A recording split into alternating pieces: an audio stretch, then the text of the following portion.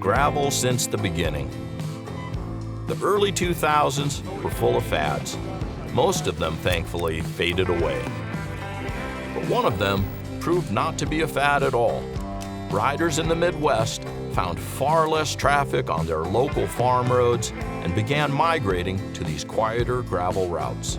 Riding naturally led to racing, and loosely organized events cropped up around the region. No entry fees, no prizes, no media, pro athletes, GPS, or timing chips. Most people rode what they had, cyclocross or road bikes stuffed with the biggest tires possible. Salsa staff rode in and sometimes won these early races like Trans-Iowa and Almanzo on bikes like the La Cruz, prized for its large tire clearance and disc brakes. But these bikes had their limits. You'd get to the finish and look down at the 10 extra pounds of mud you'd carried along the route, and you'd feel how numb your hands were from the constant rattle that worked its way into the back of your eyeballs. After a few years of beating themselves up on these rides, the Salsa team realized they could build better bikes for gravel riding. Selfish? Maybe. Worth it? Absolutely. Designing bikes like the Las Cruces, Fargo, Via, and Chile con Crasso had taught us the nuances of comfort, speed, and capability that would excel on gravel. Salsa engineer Sean Malin got to work designing a bike with long, low geometry for increased stability, more mud clearance, and disc brakes for better control. In 2012, that bike landed in bike shops around the country. It was the industry's first dedicated gravel race bike, dubbed Warbird. Not everyone caught on at first, but the formula worked. At the 2009 Trans-Iowa, I rode a prototype Salsa La Cruz built of titanium, and it had a lower bottom bracket and up to 45 millimeters of tire clearance. I was super fortunate to win that race, and in part I think it was due to the comfort and handling of that bike over the 320-mile day. Meanwhile, gravel events were growing all over the country.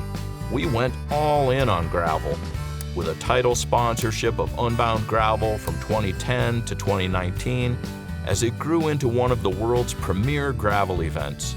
We're still a proud title sponsor of Mid-South, the Oklahoma gravel phenomenon, famous for its red dirt roads and inclusive electric atmosphere. Even as attendance boomed, many of these events maintained a grassroots community vibe that manifested in different ways. It was a brainstorm where everything came together in one fell swoop. A shay out on a course, people get a free photo, they get a patch for stopping, and 5 willing promoters that first year. Our expertise was also growing. Malin's pursuit of comfort led to our Class 5 VRS design, which launched on Warbird Carbon in 2016. This vibration reduction system, named after the Class 5 road-based gravel, boosted rider comfort considerably. VRS also appeared on Cutthroat, a bike born from our teams and athletes' experiences on the Tour Divide. Once again, we knew we could make a better bike for that experience, and Cutthroat became a definitive bikepacking bike. We continued to find new inspiration in real-world gravel scenarios, like an extra muddy Mid-South in 2017 that led to Storm Chaser, our single-speed gravel bike. And Journeyer came about in 2018 as people wanted a more accessible way to join the gravel movement. In 2024, we boosted the gravel experience with Confluence and Tributary, our gravel e-bikes designed to expand what's possible on any given gravel ride. And in 2026, we launched Wanderosa, the world's first full-suspension gravel e-bike, defining new corners of the category with a whole new ride experience. Our latest evolution is Flyway, combining everything we've learned about performance, comfort, and versatility over our decades on gravel roads. We've been ingrained in gravel since the beginning, and will continue to help define where it goes.